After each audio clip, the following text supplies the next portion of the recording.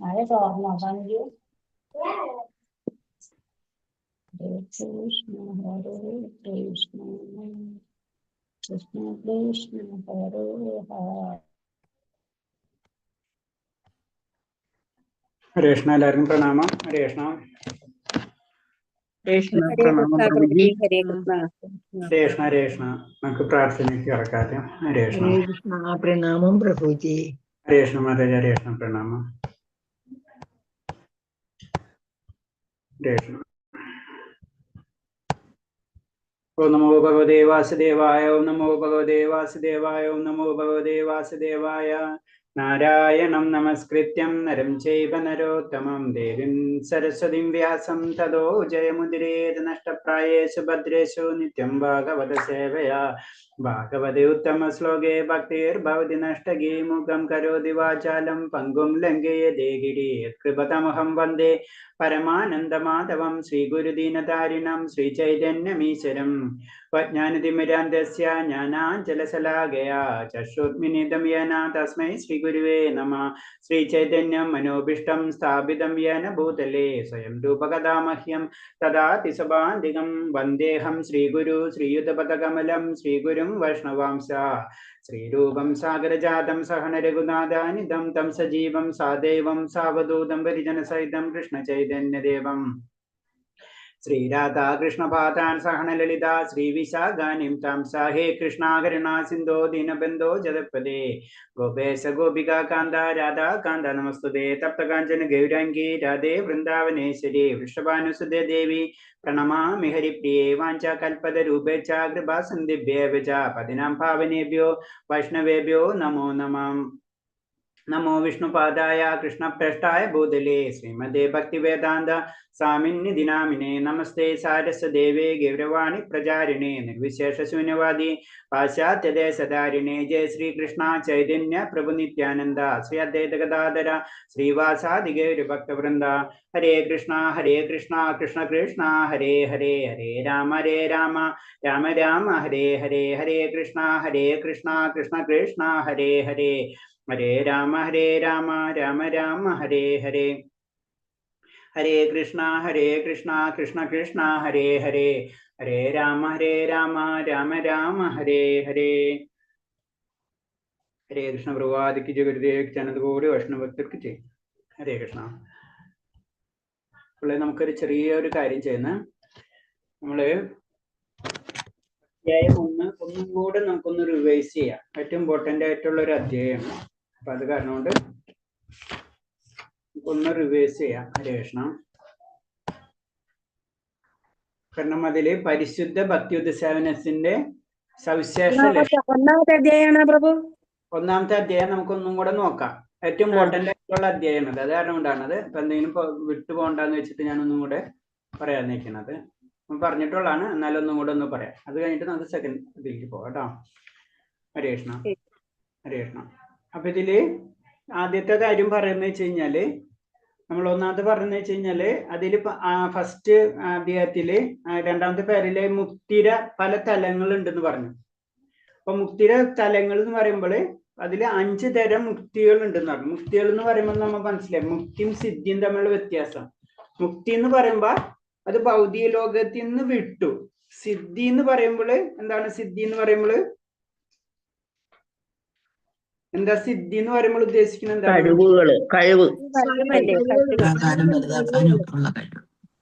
കഴിവ് എന്ത് കഴിവ്? ഭൗതികമായിട്ടുള്ള കഴിവ് തന്നെയാണ് അല്ലെ? അത് അല്ലേ? ഭൗതികമായിട്ടുള്ള ഏറ്റവും ഉയർന്ന കഴിവ് ആണെങ്കിൽ പറയാം അല്ലെ? അത് ഭൗതികത്തിൽ തന്നെ വരുത്തുന്നതാണ്. മറ്റൊന്ന് മുക്തി എന്ന് പറയുമ്പോൾ എന്താണ്? അത് ഭൗതിക ലോകം വിട്ടു കഴിഞ്ഞു, ഭൗതിക ലോകത്തിൽ നിന്ന് പോയി ഭഗവാന്റെ ലോകത്ത് എത്തിക്കഴിഞ്ഞു അല്ലേ? അതല്ലേ? അപ്പൊ ആ ഭഗവാന്റെ ലോകത്തിൽ എത്തിക്കഴിഞ്ഞതിനെ തന്നെ 5ആയിട്ട് തിരിച്ചിട്ടുണ്ട്. ഒന്നെന്ന് പറഞ്ഞത് ഭഗവാനിൽ ലയിക്കുക. നമ്മൾ ഏറ്റവും കൂടുതൽ കേട്ടിട്ടുള്ളതാണ് ഭഗവാനിൽ ലയിക്കുക, അല്ലെങ്കിൽ സായുജ്യ മുക്തി അല്ലെ? സായുജ്യം അടഞ്ഞെന്നും പറയും അല്ലെ? ഒന്ന് സായുജ്യമുക്തി. പിന്നെ എന്താണ് അടുത്തത്? സാരൂപ്യം. ഭഗവാന്റെ രൂപത്തിലാകാം. ഭഗവാന്റെ രൂപം എന്ന് പറയുമ്പോൾ ഏത് രൂപത്തിലാണ് അത്? ചതുർഭുജ. 4 കൈകളുള്ള നാരായണ രൂപം അല്ലേ? നാരായണ രൂപം. നാരായണ രൂപം എന്ന് പറയുമ്പോൾ ചതുർഭുജ രൂപത്തില് ആവും. പിന്നെ എന്താണ്? ഭഗവദ്ധാമത്തിൽ തന്നെ കഴിയുക. ഭഗവാന്റെ ധാമത്തില് കഴിയുക. അതിന് സാമീപ്യം. സാമീപ്യം. സാമീപ്യം. പിന്നെ അടുത്തത് എന്താണ്? ഭഗവാന്റെ സന്തത സഹചാരിയായി മാറുക. സഹചാരിയായി. അതാണ് സാലോക്യം. സന്തത സഹചാരിയായി മാറുക. പിന്നെ അദ്ദേഹത്തോടൊപ്പം സർവ സമൃദ്ധികളും അനുഭവിക്കുക. അതാണ് സാഷ്ട്യം. അപ്പൊ 5 തരം മുക്തികളുണ്ട്, 8 തരം സിദ്ധികൾ. 5 തരം മുക്തികളായി. ഇനി ഏതാണ്? 5 തരം സിദ്ധികളെ പറ്റി പറയാണ്. അതിൽ വരണ അണിമ. അതെന്താണ്? ശരീരം ഏറ്റവും ചെറുതാക്കാൻ, വളരെ ചെറുതാക്കാനുള്ള കഴിവാണ് അണിമ എന്ന് പറഞ്ഞു. നമ്മുടെ ശരീരം വളരെ ചെറുതാക്കാനുള്ള കഴിവ്. മഹിമ എന്ന് പറയുമ്പോള് വളരെ വലുതാക്കാൻ പറ്റും. ഗരിമ എന്ന് പറഞ്ഞു കഴിഞ്ഞാല് ശരീരം വളരെ ഭാരമുള്ളതാക്കാൻ പറ്റും. പിന്നെ പ്രാപ്തി എന്ന് പറയുമ്പോള് ഒരിടത്ത് നിന്ന് ലോകത്ത് എവിടെ എത്താനും ഇഷ്ടത്തെന്തും നേടാനുള്ള കഴിവ്. ഒരിടത്ത് നിന്ന് ലോകത്ത് ഇപ്പൊ ഇവിടുന്ന് ഏത് ലോകത്തിലേക്ക് പോവാനും നമുക്ക് ഇഷ്ടമുള്ളത് എന്ത് നേടാനുള്ള കഴിവിനെയാണ് പ്രാപ്തി എന്ന് പറയുന്നത്. പിന്നെ പ്രാക്രമ്യം, അത് അന്യ ശരീരത്തിൽ പ്രവേശിക്കാനും അങ്ങനെയുള്ള കഴിവ്, ആയുസ് വർദ്ധിപ്പിക്കുക, ജലത്തിൽ ജീവിക്കുക, അങ്ങനത്തെ ഉള്ള കഴിവുകളൊക്കെയാണ് പറയുന്നത് പ്രാക്രമ്യം എന്ന് പറയും. ഈശ്വരൻ എന്ന് പറഞ്ഞ പ്രകൃതി ശക്തികളെ, മൂലകങ്ങളൊക്കെ പ്രകൃതിയുടെ ശക്തികളെ നിയന്ത്രിക്കാനുള്ള കഴിവ്, അതിന്റെ ആധിപത്യം നേടാനുള്ള കഴിവാണ് ഈശ്വരം. വശ്യത എന്ന് പറഞ്ഞു കഴിഞ്ഞാൽ മറ്റുള്ളവരെ മനസ്സിനെ നിയന്ത്രിക്കാനുള്ള കഴിവ്, വശീകരിക്കാനുള്ള കഴിവ്. അപ്പൊ 8 തരം സിദ്ധികളുണ്ട്, 5 തരം മുക്തികളുണ്ട്. അത് ആദ്യം നമ്മൾ മനസ്സിലാക്കണം. ഹരേ കൃഷ്ണ. പിന്നെ പറയണത് പരിശുദ്ധ ഭക്തിയുത സേവനം. പരിശുദ്ധ ഭക്തിയുത സേവനത്തിന് പറയണത് 6 സ്വഭാവങ്ങൾ ഉണ്ടെന്ന് പറഞ്ഞു. ഭക്തിയുത സേവനം എന്ന് പറയുമ്പോ 6 സ്വഭാവങ്ങൾ ഉണ്ടെന്ന് പറയാണ്. അതിലൊന്നാണ് ക്ലേശാഗ്നി, ശുഭദ, മോക്ഷലഘുതാകൃത്, സുദുർലഭ, സാന്ദ്രാനന്ദ വിശേഷാത്മ, ശ്രീകൃഷ്ണാകൃഷ്ണൻ. ഇങ്ങനെ 6 എണ്ണം ഉണ്ട്. എന്താ? ഭക്തിയുത സേവനത്തിന്റെ 6 സ്വഭാവങ്ങൾ എന്ന് പറയാണ്. ക്ലേശാഗ്നി, ശുഭദ, മോക്ഷ ലഘുതാകൃത്, സുദുർലഭ, സാന്ദ്രാനന്ദ വിശേഷാത്മ, ശ്രീകൃഷ്ണാകൃഷ്ണൻ. ഇതിന് ഏറ്റവും ക്ലേശാഗ്നി, ക്ലേശം. അപ്പൊ നമ്മുടെ ക്ലേശം, അഗ്നി, രണ്ട് നമുക്ക് കേൾക്കുമ്പോ തന്നെ അറിയാം. ഇതെന്ന് പറയുമ്പോൾ എന്താണ്? നമ്മൾ ഭക്തിയുത സേവനത്തിലേക്ക് കടക്കുന്ന സമയത്ത് തന്നെ നമ്മളില് എല്ലാ തരമുള്ള ഭൗതിക മാലിന്യങ്ങൾ നശിച്ചു പോകും. ചുരുക്കി പറഞ്ഞു കഴിഞ്ഞാൽ നമുക്ക് ദുഃഖങ്ങൾ കുറഞ്ഞു വരുന്ന അവസ്ഥ.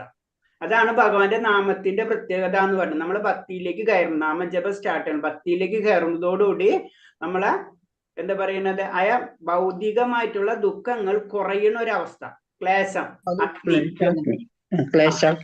ക്ലേശാഗ്നി. നമ്മുടെ സാധാരണ രീതിയിൽ നമ്മൾ പറയാന്ന് വെച്ച് കഴിഞ്ഞാല് നമ്മുടെ ജീവിതത്തിൽ ദുഃഖങ്ങൾ എപ്പോഴും വരുന്നുണ്ട് അല്ലെ? അപ്പൊ നമ്മൾ സാധാരണ പറയാ എന്താ? നമുക്ക് ദുഃഖം വരുന്നതിന്റെ കാര്യം എന്താ പറയാ? ഒന്നില്ലെന്ന് നമ്മൾ പറയും സമയം മോശം അല്ലെ? സമയം മോശമാണ് നമുക്ക് ദുഃഖങ്ങൾ വരുന്നത്. ചിലപ്പോ പറയും നമുക്ക് ഭാഗ്യമില്ല, ചിലപ്പോ പറയും മറ്റുള്ള ഒരു കാരണം, അങ്ങനെ നമുക്ക് പറയാം സാധാരണ രീതിയിൽ അല്ലെ?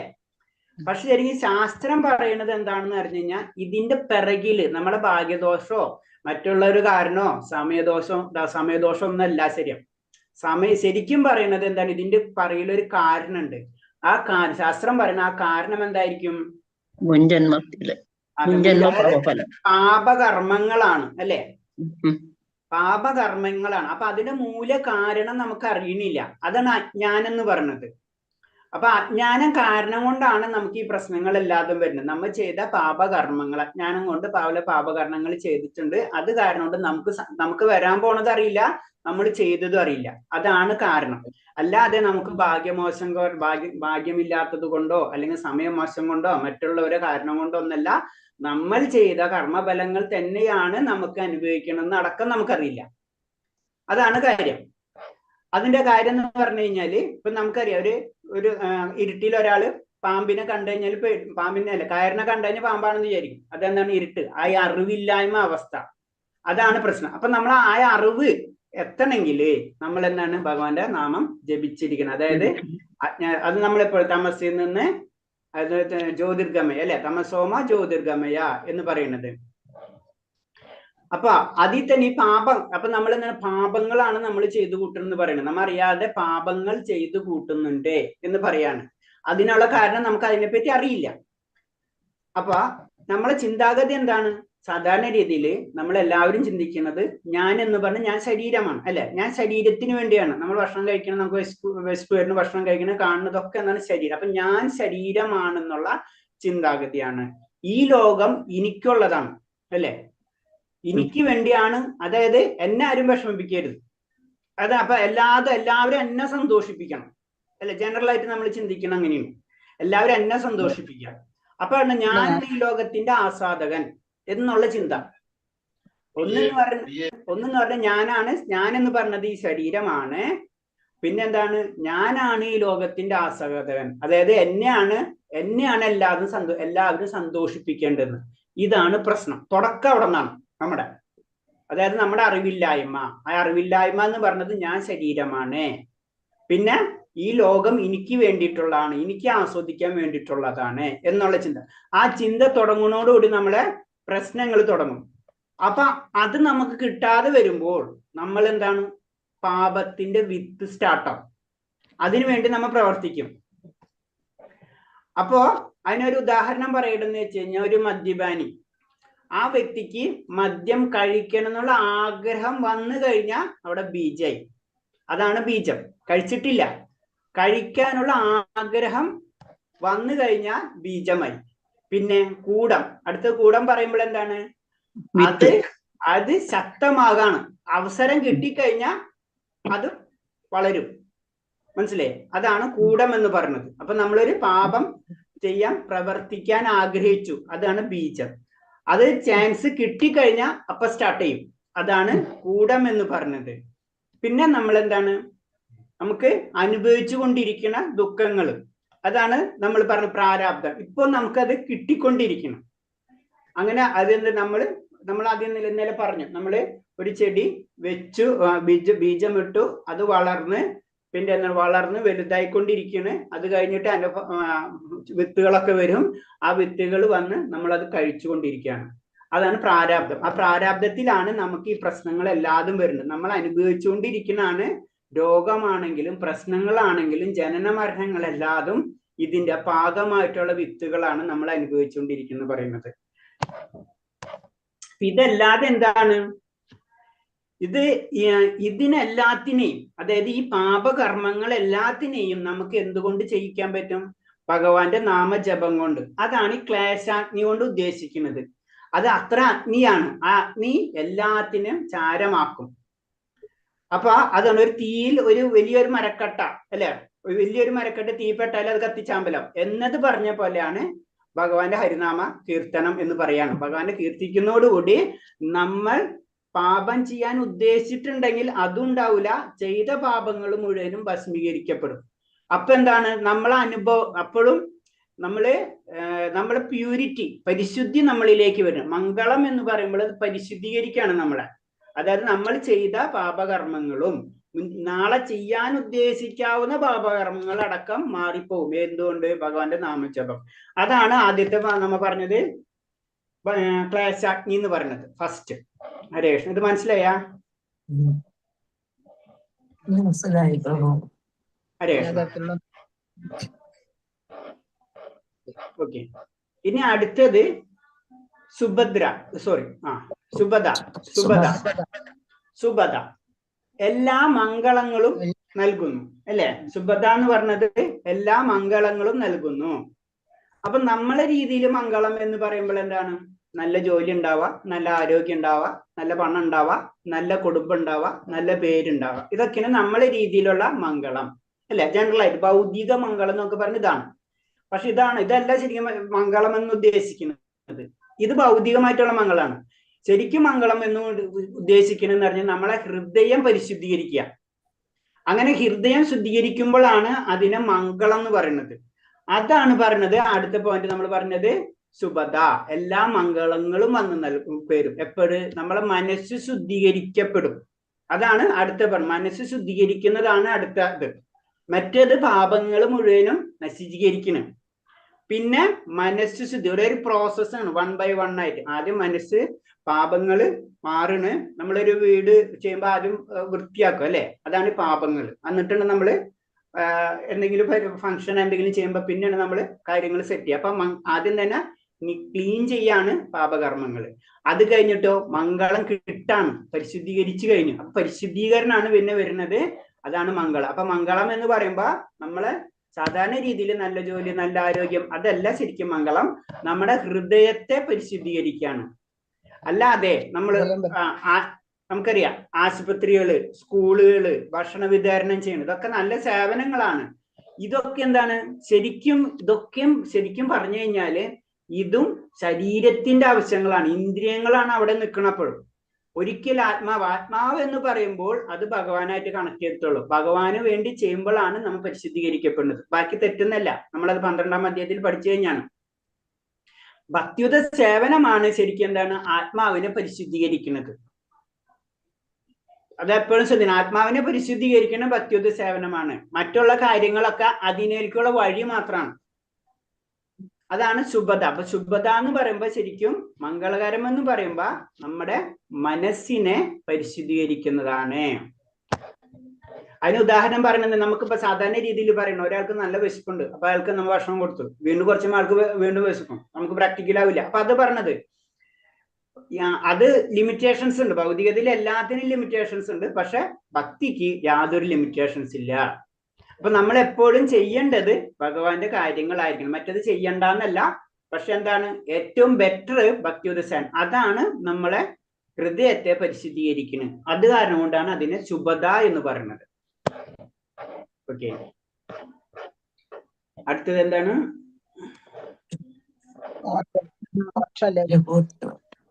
അതീന്ദ്രിയ ആനന്ദം, അതീന്ദ്രിയ ആനന്ദത്തിൽ എത്തിക്കുന്നു. അതെ, അടുത്തത് ഒരാളെ അതീന്ദ്രിയ ആനന്ദത്തിൽ അല്ലെ, സാന്ദ്രാനന്ദ വിശേഷാത്മ അല്ലെ. അതീന്ദ്രിയ ആനന്ദം, അതീന്ദ്രിയ ആനന്ദം എന്ന് പറയുമ്പോ തന്നെ നമുക്ക് മനസ്സിലായി ഇത്. അതീന്ദ്രിയ ആനന്ദം എന്ന് പറയുമ്പോൾ എന്താണ്? അതീന്ദ്രിയത എന്ന് പറയുമ്പോൾ എന്താണ് ആ പോയിന്റ് വരുന്നത്? അതീന്ദ്രിയമായ ഭഗവാനിലുള്ള അതെ, ഭഗവാനായിട്ട് ബന്ധപ്പെട്ടെന്ന് വരുമ്പോഴാണ് അതീന്ദ്രിയത എന്ന് പറഞ്ഞത്. ഇന്ദ്രിയങ്ങൾക്ക് അപ്പുറം അല്ലെ. അപ്പൊ നമ്മൾ അനുഭവിക്കുന്ന എല്ലാ ആനന്ദവും ഇന്ദ്രിയങ്ങളായിട്ട് ബന്ധപ്പെട്ടിട്ടുണ്ട്. നല്ലൊരു വസ്തുവിനെ കാണുമ്പോൾ നമ്മൾ സന്തോഷിക്കും, നല്ലൊരു പാട്ട് കേൾക്കുമ്പോൾ നമ്മൾ സന്തോഷിക്കും അല്ലെ. ഇതൊക്കെ ഇന്ദ്രിയങ്ങളായിട്ട് ബന്ധപ്പെട്ടിട്ടുള്ള കാര്യങ്ങളാണ്. ഇപ്പൊ നല്ല കീർത്തനം കേട്ടാലും നമ്മളെ സന്തോഷിക്കും. അതൊക്കെ നമ്മൾ എന്താണ്? ഇന്ദ്രിയങ്ങളാണ്. ശരിക്കും ഇന്ദ്രിയങ്ങളുടെ അപ്പുറത്തേക്കുള്ള ആനന്ദം അത് ഏത് തരും? ഭക്തിയുത സേവനം തരും എന്ന് പറയുന്നുണ്ട്. അപ്പൊ നമ്മൾ അറിയാത്ത, നമ്മൾ അനുഭവിക്കാത്ത ഒരു ആനന്ദമായിരിക്കും അത്. അതാണ് അതിന്റെ പ്രത്യേകത. അത് നമ്മൾ അനുഭവിച്ചു, നമ്മളെല്ലാ ആനന്ദവും അനുഭവിക്കുന്നത് നമ്മൾ ഇന്ദ്രിയങ്ങൾ കൂടിയാണ് അല്ലെ. നല്ലൊരു വസ്തുവിനെ കണ്ടു കഴിഞ്ഞാൽ നമുക്ക് ഒരു ആനന്ദം വരും, അല്ലെങ്കിൽ നല്ലൊരു കാര്യം കേട്ട ആനന്ദം വരും. ഇത് അതല്ല, അതാണ് ഏറ്റവും വ്യത്യാസം. ഇന്ദ്രിയങ്ങൾ കൊണ്ട് അനുഭവിക്കാൻ പറ്റുന്നതല്ല ഭഗവാന് ബന്ധപ്പെട്ടുള്ള ആനന്ദം. അത് അതീന്ദ്രിയ, ഇന്ദ്രിയങ്ങൾക്ക് അപ്പുറമുള്ള ഒരു ആനന്ദം നമുക്ക് എന്ന് അനുഭവിക്കണം, അതാണ് അതീന്ദ്രിയ ആനന്ദം. അത് നമുക്ക് അനുഭവിക്കാൻ കഴിയും എപ്പോഴും ഭക്തിയുത സേവനങ്ങൾ ചെയ്യുകയാണെങ്കിൽ. പിന്നെ പറഞ്ഞത് എന്താണ്? സുദുർലഭ അല്ലെ. ആ, സുദുർലഭത, സുദുർലഭ, വിരളമായി മാത്രം ലഭിക്കുന്നത്. അതന്നെ, വളരെ വിരളമായിട്ട് ലഭിക്കും. അതെന്താ കാര്യം? അതിനെന്താ കാര്യം വിരളമായിട്ട് ലഭിക്കാൻ കാരണം എന്താണ്? പരിശുദ്ധ ഭക്തി സേവനം വളരെ വിരളമായി മാത്രം ലഭിക്കുന്നതാണ്. എല്ലാവർക്കും കിട്ടത്തില്ല, കൂടുതൽ ഭഗവാനിലോട്ട് അടുത്തവർക്കല്ലേ അത് കിട്ടുള്ളൂ. അത് അങ്ങനെ വരാൻ കാരണം എന്താണ്? അത് നമ്മളത് സ്ലൈഡിൽ നിന്ന് പറഞ്ഞാണല്ലത്. ഭഗവാൻ അവരോടൊപ്പം നിൽക്കും, പിന്നെ ഭക്തന്റെ കൂടെ. അതന്നെ, ഭക്തന്റെ കയ്യില് ഭഗവാൻ പോകും അല്ലെ. ഭഗവാനെ വിലക്ക് വാങ്ങുന്നു. അതന്നെ, ആ വേടാ കറക്റ്റ്. ഭഗവാനെ വിലക്ക് വാങ്ങും ആര്? ഭക്തൻ. നമ്മളൊരു സാധനം വാങ്ങിച്ചു കഴിഞ്ഞാൽ പിന്നെ നമ്മുടെയായി, പിന്നെ ആ വസ്തുവിന് യാതൊരു ബന്ധവുമില്ല അല്ലേ. ആ അവസ്ഥയാണ് ഏത്? സുദുർലഭ. അപ്പൊ എന്താ സംഭവിക്കുന്നത്? നമ്മൾ എന്ത് ആഗ്രഹിക്കുന്നുവോ, അതൊക്കെ പ്രവർത്തിക്കുന്നുവോ, അത് നമ്മൾ ചിന്തിക്കുന്നത് ഭഗവാൻ ചെയ്തു തരും. നമുക്ക് പറയേണ്ട ആവശ്യമില്ല അവിടെ. ഉം. അതാണ് ആരാ നമുക്ക് ആ കഥകൾ നമുക്കറിയാലോ. അതില് ഉദാഹരണം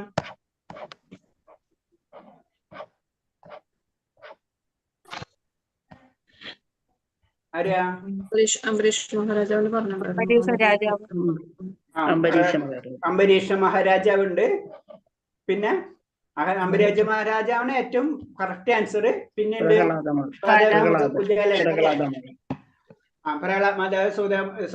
ആരാ? സുധാമ അല്ലെ? കുചാലൻ അല്ലേ?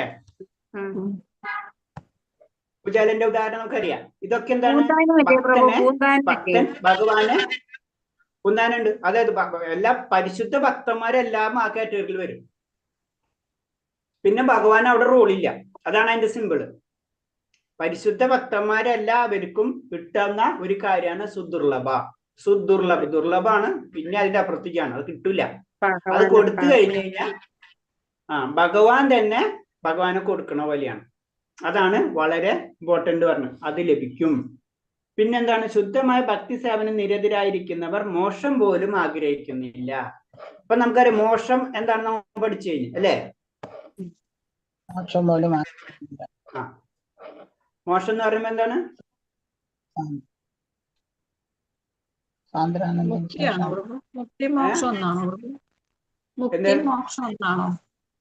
മുക്തി ആയാലും മോക്ഷമായാലും ഒന്ന് തന്നെയാണ്. മുക്തി എന്ന് പറഞ്ഞാലും മോക്ഷം എന്ന് പറഞ്ഞാലും ഒന്ന് തന്നെയാണ്. മുക്തി മോക്ഷം ഒക്കെ എന്താണ്? ഭൗതികത തലയിൽ നിന്ന് വിടുമ്പോൾ മുക്തി അല്ലെങ്കിൽ മോക്ഷം എന്ന് പറയും. മനസ്സിലായില്ലേ? അപ്പൊ അതില് മോക്ഷം പോലെ ആഗ്രഹിക്കുന്നില്ല എന്ന് പറഞ്ഞു കഴിഞ്ഞാല് മോക്ഷത്തില് നാളെ മുക്തി എത്ര മുക്തി ഉണ്ട്? 5 മുക്തി ഉണ്ട് അല്ലെ? ഭഗവാന്റെ രൂപം കിട്ടും, ഭഗവാന്റെ ലോകത്ത് പോകാൻ, അങ്ങനത്തെ 5 തരം മുക്തി. അതുപോലെ ആഗ്രഹിക്കുന്നില്ല. ആര്? പരിശുദ്ധ ഭക്തൻ ആഗ്രഹിക്കുന്നില്ല. അതിന്റെ കാരണം എന്തായിരിക്കും?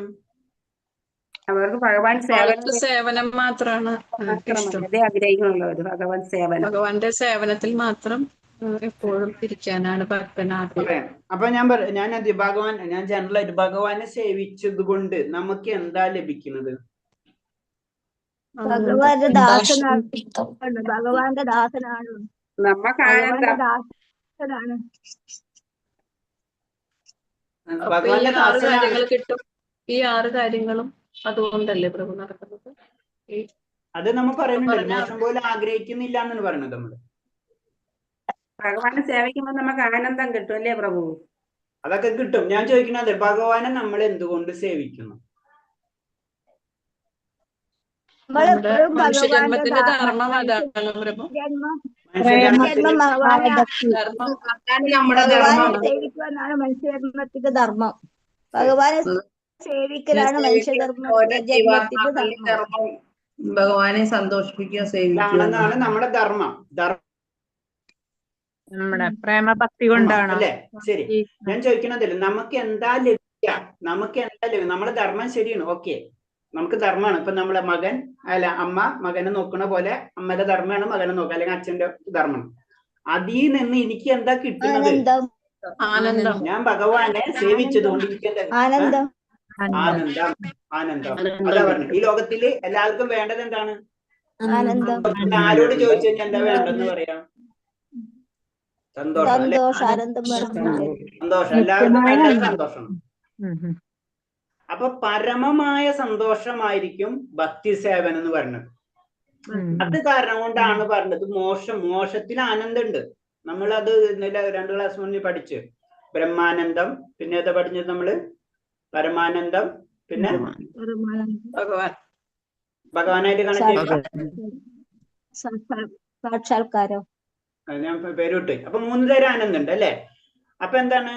ഫസ്റ്റ് ബ്രഹ്മാനന്ദം, പരമാനന്ദം, പിന്നെ എന്താണ്? ഭൗതികമായിട്ടുള്ള ആനന്ദം. അങ്ങനെ 3 തരം ആനന്ദം അല്ലേ പറഞ്ഞത്?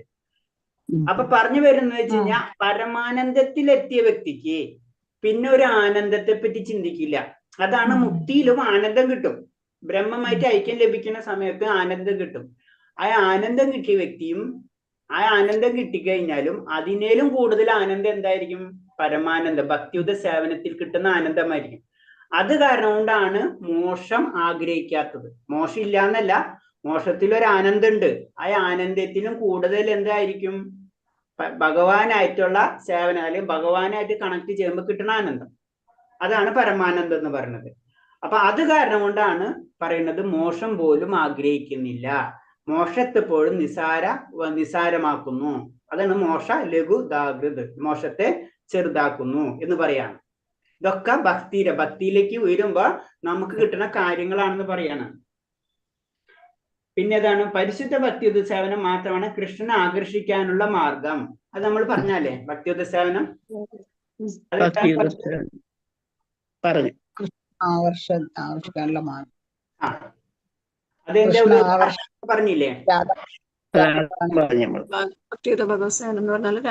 ആദ്യമേ പറഞ്ഞു. രാധാറാണി, അതായത് ഭഗവാൻ പറയൂ. രാധാറാണി ഭഗവാനെ ആകർഷിക്കുന്നു.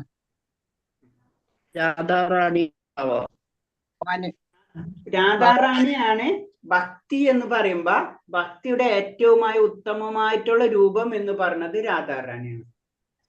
അത് കാരണം കൊണ്ടാണ് ഭഗവാൻ രാധാറാണിനെ ആകർഷിക്കുന്നത്. അതായത് ഭക്തിയുത സേവനത്തെ ഭഗവാൻ ആകർഷിക്കും, ചുരുക്കി പറഞ്ഞു കഴിഞ്ഞാൽ. കാമദേവനെ പോലും അതന്നെ.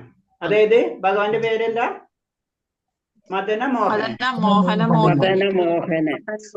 ഭഗവാന്റെ പേര് മദനമോഹനൻ, രാധാറാണിയുടെ പേര് മദനമോഹന മോഹിനി അല്ലെ, മദനമോഹന മോഹിനി അല്ലെ. അതായത് ഭഗവാനെ പോലും ആകർഷിക്കാൻ കഴിവുള്ളവർ, മോഹിപ്പിക്കുന്നവർ ആരോ ആരാണ്? മോഹിനി. അതാണ് ഭക്തിനെ രാധാറാണിയായിട്ട് സങ്കല്പിക്കുന്നത്. ഭഗവാനെ എല്ലാവരും ആകർഷിക്കും. കാമദേവന്മാര് പോലും 1000 കാമദേവന്മാര് പോലും ആകർഷിക്കുന്നതാണ് ആര്? ഭഗവാൻ. സാധാരണ കാമദേവൻ എല്ലാവരും ആകർഷിക്കും, പക്ഷെ കാമദേവൻ പോലും ആഗ്രഹിക്കുന്നത് ആരെ പോലെയാണ്? ഭഗവാനെ പോലെ ആവണം എന്നാ പറയുന്നത്. അപ്പൊ ഭഗവാൻ അത്ര ആകർഷണമാണ്. ആ ആകർഷണമുള്ള ഭഗവാനെ ആകർഷിക്കുന്നത് ആരാണ്? രാധാറാണിയാണ്. അതിന് ഏറ്റവും ഉയർന്നത് ഭഗവാനെ ആകർഷിക്കുന്നത് രാധാറാണിയാണ്. അപ്പൊ രാധാറാണിയുടെ മോഹിനി എന്ന് പറഞ്ഞു. അപ്പൊ രാധാറാണിയാണ് ഭക്തി എന്ന് പറഞ്ഞത്. അതാണ് ശ്രീകൃഷ്ണ ആകർഷണീയം. അപ്പൊ നമ്മൾ ഭക്തി ചെയ്തു കഴിഞ്ഞാൽ തീർച്ചയായിട്ടും ഭഗവാൻ അവിടെ ഉണ്ടാവും, നമ്മളെ രീതി പറഞ്ഞു കഴിഞ്ഞാൽ. ഹരേ കൃഷ്ണ. പിന്നെ വേറെന്താ നമ്മൾ ഇതിൽ പറയുന്നത്?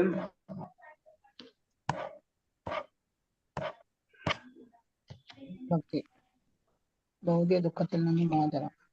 ഓക്കെ, ഭൗതിക ദുഃഖത്തിൽ നിന്ന് മോചനം അല്ലെ, അതാണ് നമ്മൾ പറഞ്ഞത്. അതാണ് ആദ്യത്തെ പോയിന്റ് പറഞ്ഞത്. ഏതാ? പ്രേമഭക്തി അല്ല, ക്ലേശാഗ്നി. ഭൗതിക ദുഃഖത്തിൽ നിന്നുള്ള മോചനം എന്ന് പറഞ്ഞതാണ് ക്ലേശാഗ്നി. അപ്പൊ ക്ലേശാഗ്നി, ആ ക്ലേശാഗ്നിയിൽ വരുന്നതാണ് നമ്മള് പറഞ്ഞു വരുന്നത് വെച്ച് കഴിഞ്ഞാല്, ഒന്നാമത്തെ പോയിന്റ്, ഈ ജന്മത്തിലും വരി ജന്മങ്ങളിലും കഷ്ടപ്പാടുകളായ പാപകർമ്മങ്ങൾ ചെയ്തു കൂട്ടുന്നവരുണ്ട്. മഹാരോഗം, നിരന്തരമായ നിയമവ്യാഹാരം, ഹീനകുടുംബങ്ങളിൽ ജനിക്കൽ, വിദ്യാഹീനത, വൈരുദ്ധ്യം എന്നിവയ്ക്ക് പാകമായ പാപകർമ്മങ്ങളുടെ ഫലമാണ്. ഭൗതിക ദുഃഖത്തിന്റെ ഇത് പറയണാണ്. ഒന്നും കൂടെ പറയാണ്, ക്ലേശാഗ്നി എന്ന് പറയുമ്പോൾ നമ്മളെ എല്ലാ എല്ലാ പാപങ്ങളെയും കരിച്ചു കളയാനുള്ള ശക്തി എന്തിനുണ്ട്? ഭക്തിയുത സേവനത്തിനുണ്ട്. അപ്പൊ നമ്മൾ ചെയ്ത പാപകർമ്മങ്ങൾ, നമ്മൾ ഇതൊന്നും ചെയ്തിട്ടില്ല എന്ന് വെച്ചാൽ, ഭക്തിയുത സേവനോ ഭഗവാന്റെ കാര്യങ്ങളൊന്നും ചെയ്തിട്ടില്ലെങ്കിൽ നമുക്ക് വരുന്ന കാര്യങ്ങൾ, നമുക്ക് എങ്ങനെയാണ് പാപം ചെയ്തിട്ടുള്ളത് അതിനനുസരിച്ചായിരിക്കും നമുക്ക് അസുഖങ്ങൾ വരുന്നതും, അതുപോലെ തന്നെ നിയമപ്രശ്നങ്ങളിൽ പെടുന്നതും, അങ്ങനെ എല്ലാ ഹീനകുർമ്മങ്ങളിൽ ജനിക്കുന്നത്, വിദ്യാഹീനത, വൈരുദ്ധ്യം, ഇതൊക്കെ ഇതിന് നമ്മളത് ഭഗവതിയിൽ പഠിച്ചിട്ടുണ്ട് അല്ലേ. നമുക്ക് ഈ ജന്മം കിട്ടുന്നതിന്റെ പല കാര്യങ്ങളുണ്ട്, അതില് ഇതൊക്കെ നമ്മളെ കർമ്മഫലങ്ങളാണെന്ന് നമ്മൾ പഠിച്ചിട്ടുണ്ട്. അപ്പൊ പറഞ്ഞു വരുന്നത് ഇത്രേ ഉള്ളൂ. കാരണം ഭഗവാന്റെ നാമത്തിന്, അത് ഉദ്ധവരോട് ഭഗവാൻ തന്നെ പറഞ്ഞു കൊടുക്കാണ്. പ്രിയപ്പെട്ട ഉദ്ധവരെ, എത്ര വേണമെങ്കിലും ഇന്ധനത്തെ നിമിഷം കൊണ്ട് എരിച്ചു കളയാൻ കഴിവുള്ള കത്തിച്ചൊലിക്കുക അഗ്നിക്ക് തുല്യമാണ് എനിക്ക് ചെയ്യുന്ന ഭക്തിയുദ്ധ സേവനം. ഭഗവാൻ തന്നെ പറഞ്ഞിട്ടുള്ളതാണ്. അതായത് എത്ര വലിയ പാപങ്ങളെ ആയാലും കരിച്ചു കളയാനുള്ള ശക്തി എനിക്ക് ചെയ്യുന്ന സേവനത്തിനുണ്ടെന്ന് ഭഗവാൻ ഭാഗവതം 11-ാം സ്കന്ധം 14-ാമത്തെ അധ്യായം 19ാമത്തെ ശ്ലോകത്തിൽ പറയുന്നുണ്ട്. പിന്നെ അതില് സംശയമില്ല നമുക്ക്. ഓക്കെ, അപ്പൊ നമ്മ ഭക്തിയുത സേവനങ്ങൾ പറയുമ്പോൾ നമുക്ക് ഏത് തരത്തിലും ഭക്തിയുത സേവനങ്ങൾ ചെയ്യാം. 9 തരം ഭക്തിയുത സേവനങ്ങളിൽ അതിൽ ഏറ്റവും ഇമ്പോർട്ടൻസ് നമുക്കറിയാം ശ്രവണ കീർത്തന സ്മരണം. അത് നമ്മൾ ചെയ്തിരിക്കണം. പിന്നെ വേറൊരു കാര്യം പറഞ്ഞു, ഇതിന് ക്വാളിഫിക്കേഷന്റെ ആവശ്യമില്ല. ഭക്തിയുത സേവനം പറയുന്നത് ചണ്ടാളനാണെങ്കിൽ പോലും. അപ്പൊ അതിന് ഏറ്റവും ഉദാഹരണം നമ്മൾ ഇന്നലെ മാതാജി പറഞ്ഞില്ല, മാതാജി ചോദിച്ചില്ലേ നമ്മൾക്ക് ഇതൊക്കെ എവിടെ എത്തുന്നു. അതായത് ഭരത മഹാരാജന്റെ കഥ പറഞ്ഞപ്പോ ഭരത മഹാരാജന് പറഞ്ഞില്ല. അപ്പൊ നമ്മൾ പറഞ്ഞില്ലേ ചണ്ടാളന്റെ ആരാണ് പറഞ്ഞത്? അജാമിളന്റെ കഥ. അജാമിളന്റെ കഥ പറഞ്ഞില്ലേ? അപ്പൊ അജാമിളൻ ശരിക്കും നല്ലൊരു ബ്രാഹ്മണനായിരുന്നു. മനസ്സിലായി?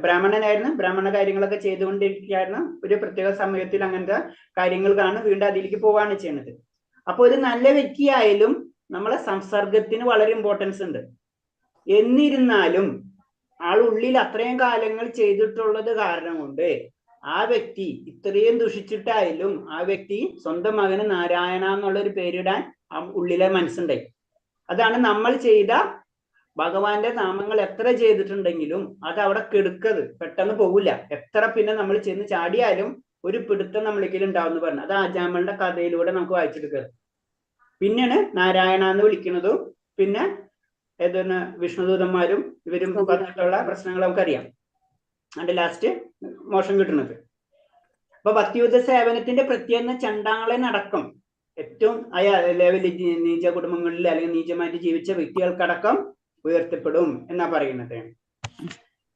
പിന്നെ നമ്മള് അപ്പൊ പിന്നെ പറഞ്ഞത് ഈ 5 തരം പാപകർമ്മങ്ങൾ എന്ന് പറയുമ്പോ അതില് ഇത് എവിടാ പറയുന്നത് വെച്ചാൽ പത്മപുരാണത്തിലാണ് പറഞ്ഞിട്ടുള്ളത്. പത്മപുരാണത്തിലാണ് ഇതിന് വിശദീകരിച്ചിട്ടുള്ളത്. ഈ 5 തരം കാര്യങ്ങൾ എങ്ങനെയാണ് ബലപ്രാപ്തിയിലെത്താത്തത്, വിത്തായി കിടക്കുന്നത്, പാകമായി കഴിഞ്ഞത്, മിക്കവാറും പാകമായത്, പിന്നെ കൂടം, ഇങ്ങനെ കാര്യങ്ങൾ നമ്മൾ പറഞ്ഞാണ്. ഓക്കെ,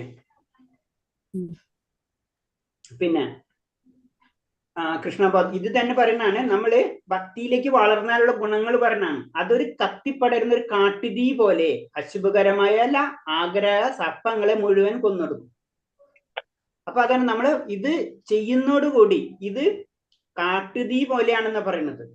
ഭക്തി എന്ന് പറയുമ്പോ നമ്മ അറിയില്ല, നമുക്കറിയാം കാട്ടിലൊരു ചെറിയൊരു തീ ഇട്ടാൽ മതി എന്നത് പറഞ്ഞ പോലെയാണ് നമ്മളെ പാപകർമ്മങ്ങൾ നശിപ്പിച്ച് കളയെന്ന് പറയുന്നത്. അത്രയും കാര്യങ്ങൾ ഒരു സെക്കൻഡ് കൊണ്ടാണ് നശിച്ചു പോണത്. അപ്പൊ സർപ്പങ്ങൾ എന്ന് പറഞ്ഞാൽ നമ്മളെ ആഗ്രഹങ്ങള്, മനസ്സിലായി? അതുപോലെ തന്നെ നമ്മളെ പാപകർമ്മങ്ങൾ, ഇതൊക്കെ രക്ഷപ്പെടാൻ വഴിയില്ല. കാട്ടുതീ വന്നു കഴിഞ്ഞാൽ പാമ്പുകൾക്ക് രക്ഷപ്പെടാൻ പറ്റില്ല. അതേപോലെ ഇത് നശിച്ചു പോകും എന്ന് പറയാണ്. പിന്നെ മംഗളകാരത്തിന്റെ ഒന്നും കൂടി ഉദാഹരണം പറയുന്നത് ലോകമെമ്പാടുമുള്ള ജനങ്ങളുടെ ക്ഷേമ പ്രവർത്തനമാണ്. മംഗളം എന്ന് പറയുമ്പോൾ നമ്മുടെ മാത്രമല്ല, അതെല്ലാവരും. അപ്പൊ എല്ലാവരും എന്ന് പറയുമ്പോ അത് ഭഗവാനായിട്ട് ബന്ധപ്പെട്ടതാണ് എല്ലാതും എന്ന് പറയുന്നത്. അപ്പൊ നമ്മൾ പരിശുദ്ധീകരിക്കുമ്പോൾ നമുക്കറിയാം എല്ലാവരും പരിശുദ്ധീകരിക്കപ്പെടണമെന്നും എല്ലാവരും ഉള്ളില് ജീവാത്മാവ് അതായത് പരമാത്മാവിന്റെ അംശമാണെന്ന് മനസ്സിലാവുന്ന ഒരു അവസ്ഥ. അതാണ് മംഗളം എന്ന് പറയുന്നത്. ഹരേ കൃഷ്ണ. പിന്നെ അതിൽ തന്നെ പറയുന്നതാണ്, അങ്ങനെ വരുമ്പോഴാണ് നമ്മൾ പരിശുദ്ധീകരിക്കുന്നതോടുകൂടിയാണ് നമ്മളിൽ എന്താ സംഭവിക്കുന്നത്, ദേവന്മാരുടെ ഗുണങ്ങൾ നമ്മളിൽ പ്രത്യക്ഷപ്പെടും എന്ന് പറയുന്നത്. നമുക്കറിയാം ദേവന്മാർ എന്ന് പറയുമ്പോൾ പരിശുദ്ധീകരിച്ച ആത്മാക്കളാണ്. അതായത് മുകളിലേക്ക് പോയിക്കൊണ്ടിരിക്കുകയാണ് അവർ. പരിശുദ്ധീകരിക്കപ്പെട്ടുകൊണ്ടിരിക്കുമ്പോൾ നമ്മൾ താഴത്തെ ലോകത്തിൽ നിന്ന് മുകളിലത്തെ ലോകത്തിലേക്ക് നമ്മൾ കടക്കും. അപ്പൊ അവര് അതായത് ദേവന്മാരെന്ന് പറയുമ്പോൾ പരിശുദ്ധീകരിക്കപ്പെട്ട ആത്മാക്കളാണ്. പരിപൂർണമല്ല, 100% പരിശുദ്ധീകരിച്ചു കഴിഞ്ഞാൽ അവരെവിടെ എത്തും? ഭഗവാന്റെ ലോകത്തെത്തും. ഈ ഭൗതിക ലോകം വിട്ട് ഭഗവാന്റെ ലോകത്തിലേക്ക് കടന്നിട്ടുണ്ടാവും. അതേ വരും. പക്ഷെ എന്താണ്, നമ്മളേലും ബെറ്റർ ആയിരിക്കും. അതാണ് പറഞ്ഞത്. നമ്മളും അങ്ങനത്തെ പരിശുദ്ധീകരിച്ചു കഴിഞ്ഞാല് ദേവന്മാരെ ഗുണങ്ങളിലേക്ക് നമുക്ക് കടക്കാൻ കഴിയുമെന്ന് പറയുന്നത്.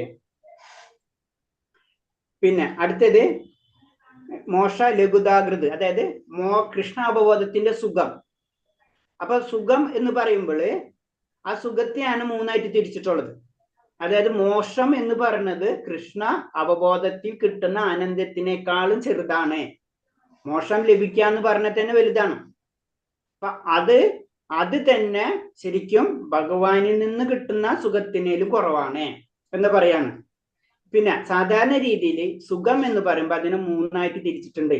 ഒന്നെന്ന് പറയുന്നത് ഭൗതിക ആനന്ദത്തിൽ നിന്ന് കിട്ടുന്ന സുഖം. ഇപ്പം നമുക്ക് കിട്ടുന്ന സുഖങ്ങൾ, ഇപ്പൊ നല്ലൊരു പാട്ട് കേട്ടു, നമുക്ക് സന്തോഷം കിട്ടി, ഒക്കെ സുഖം, ഭൗതികമായിട്ടുള്ള സുഖങ്ങളാണ്. നല്ലൊരു വസ്തുവിനെ കണ്ടു, നല്ലൊരു വീട് കണ്ടു, അങ്ങനെ ഏതെങ്കിലും ആവട്ടെ, അതൊക്കെ ഭൗതികമായിട്ടുള്ള സുഖമാണ്. പിന്നെ ബ്രഹ്മമായിട്ട് ഐക്യത്തിൽ നിന്ന് ലഭിക്കുന്നത്, അതാണ് നമ്മള് ബ്രഹ്മം, അതായത് ഭഗവാന്റെ ലോകം എന്താണെന്ന് മനസ്സിലാവുന്ന ഒരവസ്ഥ.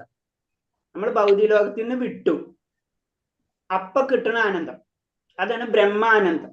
ബ്രഹ്മം എന്താണെന്ന് മനസ്സിലാവുന്ന ഒരു അവസ്ഥ, അതാണ് ബ്രഹ്മാനന്ദം എന്ന് പറഞ്ഞാൽ. ആ ഒരു ആനന്ദം കിട്ടും നമുക്ക് ആ സമയത്ത്.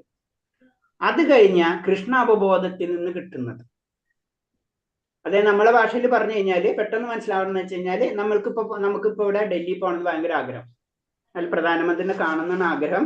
പക്ഷെ ഡൽഹിയിൽ എത്തുമ്പോൾ തന്നെ പകുതി സന്തോഷമായി, അതാണ് ബ്രഹ്മാനന്ദം.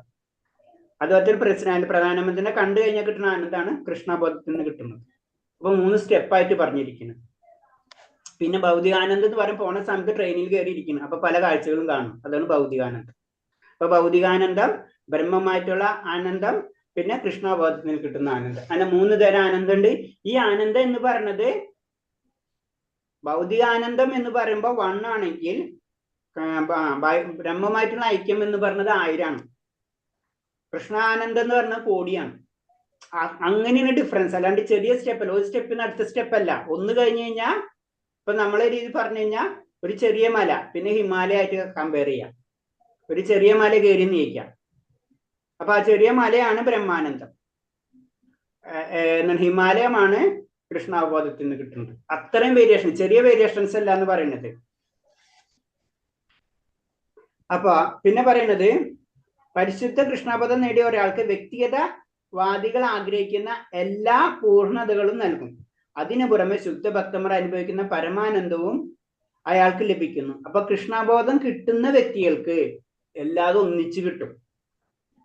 അതായത് നമുക്കറിയാം, ഇപ്പൊ പറയല്ലേ, ഹിമാലയത്തിൽ പോയ വ്യക്തിക്ക് പിന്നെ അതിൽ ചെറിയ മല കാണേണ്ട ആവശ്യമില്ല എന്നൊരവസ്ഥ.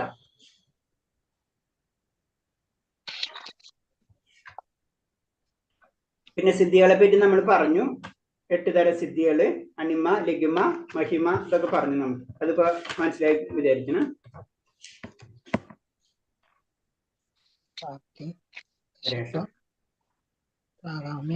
കാമാവസ്ഥ,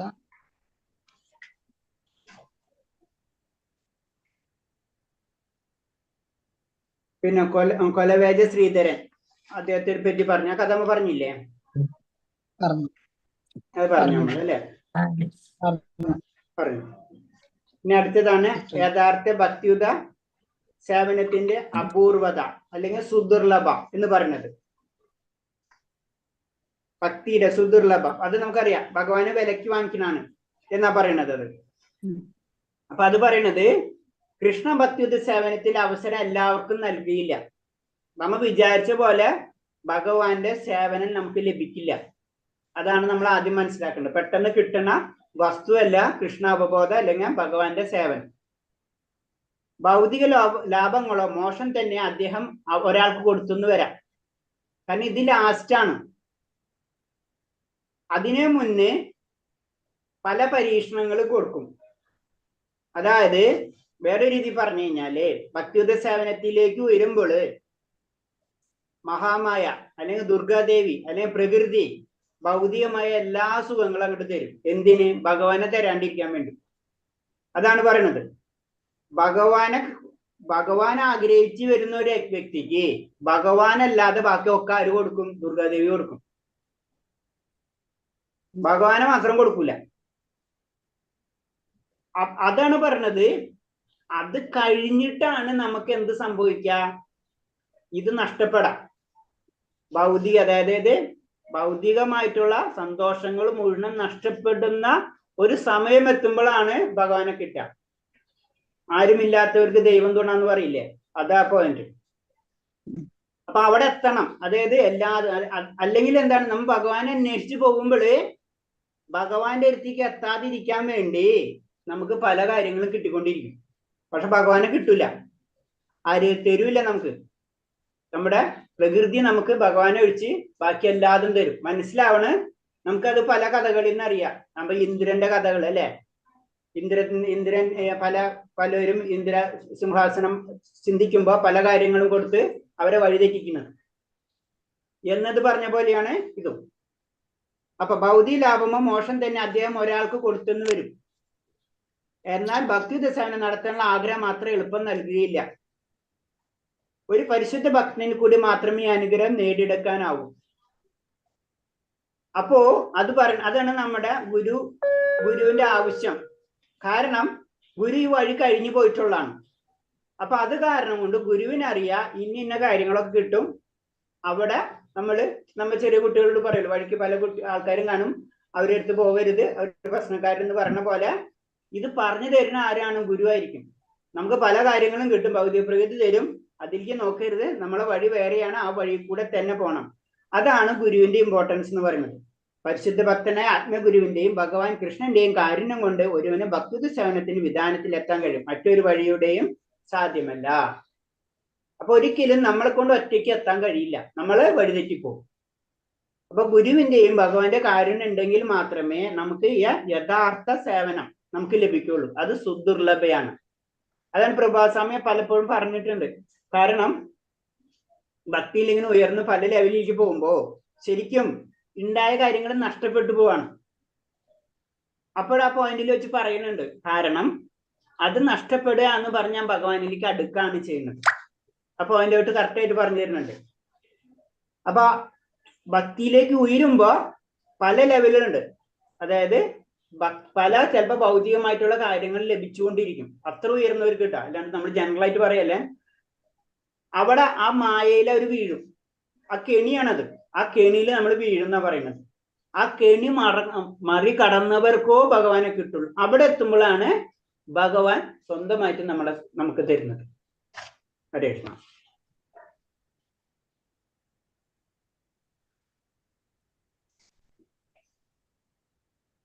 അപ്പൊ അങ്ങനെ പല അതിന്റെ കാര്യങ്ങൾ പറഞ്ഞു. ഭക്തിയുത സേവനത്തിന്റെ അപൂർവതയെ കുറിച്ച് തന്ത്രശാസ്ത്രത്തിൽ മഹാദേവൻ സതീദേവിയോട് പറയുന്നുണ്ട്. വിജ്ഞാനത്തിന്റെ വിവിധ പ്രക്രിയയിലൂടെ അപഗ്രഹിക്കുന്ന ദാർശനികനെ ഭൗതികമായ നൂലാമാലയുടെ ഊരാക്കുടുക്കിൽ നിന്ന് മോചനം നേടാനാകും. അതായത് ജ്ഞാനികളെ കാര്യം പറയാണ്. ആരോട് പറയാണ്? തന്ത്രശാസ്ത്രത്തില് മഹാദേവൻ സതീദേവിയോട് പറഞ്ഞു കൊടുക്കണം. ജ്ഞാനം കിട്ടുമ്പോ പല കാര്യങ്ങളും നമുക്ക് ഉയരാൻ പറ്റും. എന്നിരുന്നാലും ലാസ്റ്റ് എന്താണ്? ഭക്തിയുത സേവനം നമുക്ക് കിട്ടില്ല. അതിന് ചിലപ്പോ അനേകം ജന്മങ്ങൾ തപസ്യയിലും അത് ലഭ്യമാകുകയില്ല എന്നാ പറയുന്നത്. അപ്പൊ ജ്ഞാനം വേറെ, ഭക്തി വേറെ. ജ്ഞാനം നല്ലതാണ് ഭക്തിക്ക്. ജ്ഞാനം ഉണ്ടായതുകൊണ്ട് മാത്രം ഭക്തി ലഭിക്കണമെന്നില്ല എന്നാണ് പറയുന്നത്. ഹരേ ഞാൻ പറയുന്നത് ക്ലിയർ ആവുന്നുണ്ടോ? സംശയങ്ങളുണ്ടെങ്കിൽ ചോദിച്ചോളൂ കേട്ടോ. ഞാനതൊന്നൊരു വിഷൻ എടുക്കുകയാണ്. ഇത് ഏറ്റവും ഇമ്പോർട്ടന്റ് ആയിട്ടുള്ള ഒരു അധ്യായമാണ്. അത് കാരണം ഉണ്ടാ. ഹരേ കൃഷ്ണ.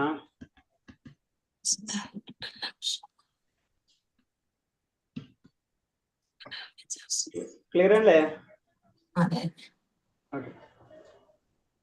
ഇനി സാന്ദ്രാനന്ദ വിശേഷാത്മ, ബ്രഹ്മത്തോട് ചേരുമ്പോഴുള്ള സുഖം, പരമാനന്ദം എന്ന് പറഞ്ഞത്. അത് എന്ന് പറയുന്നത് ഭക്തിയുടെ ആനന്ദം എന്ന് പറയുന്നത് ബ്രഹ്മമായ ഐക്യം പ്രാപിക്കുമ്പോഴുള്ള ആനന്ദമുണ്ടല്ലോ, അതിനെ കോടി കൊണ്ട് പെരുക്കിയാൽ കിട്ടുന്ന ആനന്ദം ഭക്തി സേവനമാകുന്ന മഹാസാഗരത്തിന്റെ ഒരു തുള്ളിയിൽ നിന്ന് ലഭിക്കുന്നതിന് തുല്യമാവില്ലെന്ന് രൂപഗോസ്വാമി പറയുന്നു. അപ്പൊ ആ ആനന്ദം അത് അതീന്ദ്രമായിട്ടുള്ള ഒരു ആനന്ദമാണ്. ആ ആനന്ദം ബ്രഹ്മാനന്ദം, ബ്രഹ്മാനന്ദം തന്നെ അതീന്ദ്ര തരത്തിലുള്ളതാണ്. അതിന്റെ എത്രയോ മടങ്ങ് അധികമാണ് ഈ ഭക്തിയുത സേവനം കൊണ്ട് ചെയ്യുമ്പോൾ കിട്ടുന്ന ആനന്ദം എന്ന് പറയാം. അതാണ് സാന്ദ്രാനന്ദ വിശേഷാത്മ. വിശേഷാത്മ. പിന്നെ നമ്മള് കൃഷ്ണനെ ആകർഷിക്കാനുള്ള മാർഗം. അപ്പൊ ഭഗവാനെ ആകർഷിക്കാൻ വേറെ ഒരു കാര്യം ചെയ്തിട്ട് കാര്യമില്ല, ഭക്തി തന്നെ ചെയ്യണം. ഭക്തിയാണ് കൃഷ്ണനെ ആകർഷിക്കാനുള്ള മാർഗം എന്ന് പറയും. അതിന് ഉദാഹരണമാണ് നമുക്ക് പറഞ്ഞത്. ഏതാ? രാധാറാണിയുടെ കഥ പറഞ്ഞു. മദന മോഹന രാധാറാണിയുടെ കഥ പറഞ്ഞതാണ്. അപ്പോ ശരിക്കും പറഞ്ഞു കഴിഞ്ഞാല് ഭക്തി ആരെ കയ്യിലിരിക്കണത്? രാധാറാണിയുടെ കയ്യിലിരിക്കണം. അപ്പൊ രാധാറാണി എന്ന് പറയുന്നത് ഭഗവാന്റെ അന്തരംഗ ശക്തിയാണ്. അപ്പൊ അന്തരംഗ ശക്തിയുടെ നിയന്ത്രണത്തിലാണ് എന്ത്? ഭക്തി. അപ്പൊ വേറൊരു രീതി പറയുമ്പോ നമ്മള് സ്റ്റെപ്പായിട്ട് ഉയർന്ന് നമ്മളെ പരിശുദ്ധീകരിച്ച് ഭൗതിക ശക്തിയുടെ നിയന്ത്രണത്തിൽ നിന്ന്, അതായത് നമ്മള് ഭൗതിക ലോകത്തില് നമുക്ക് ദണ്ഡനാണ് തരുന്നത്, ദണ്ഡനാണ് ശരിക്കും ഭൗതിക ലോകം. അപ്പോ അവിടെ നിന്ന് നമുക്ക് ക്ലിയർ ആയതിനു ശേഷമേ നമുക്ക് എവിടേക്ക് അടുത്ത പാർട്ടിലേക്ക് കടക്കാൻ പറ്റുള്ളൂ. അതാണ് ഏത്? അന്തരംഗ ശക്തി. രാധാറാണിയുടെ അടുത്തേക്ക് കടക്കണേ അല്ലെങ്കിൽ അന്തരംഗ ശക്തിയിലേക്ക് കടക്കുന്നതിന് നമ്മൾ ഇവിടത്തെ പരീക്ഷ പാസ്സാവണം. ആ പരീക്ഷയുടെ മാർക്ക് ഇടുന്നത് പ്രകൃതി ശക്തിയാണ്, അല്ലെങ്കിൽ ദുർഗാദേവിയാണ്, അല്ലെങ്കിൽ ലക്ഷ്മി ദേവിയാണ്, ഐശ്വര്യാണ്, ഐശ്വര്യ ദേവതയാണ് ഭൗതികത എന്ന് പറഞ്ഞു. ഈ ഐശ്വര്യം വേണ്ടാന്ന് വെക്കുന്ന ഒരു സമയത്തോ മാത്രം നമുക്ക് ഭക്തി ലഭിക്കുള്ളൂ. അത് നിൽക്കണാണ് എവിടെ? ആന്തരിക ശക്തി അല്ലെങ്കിൽ രാധാറാണിയുടെ കയ്യിൽ. രാധാറാണിയുടെ കയ്യിലാണ് ഈ ഭക്തി ഉള്ളതെന്ന് പറയാണ്.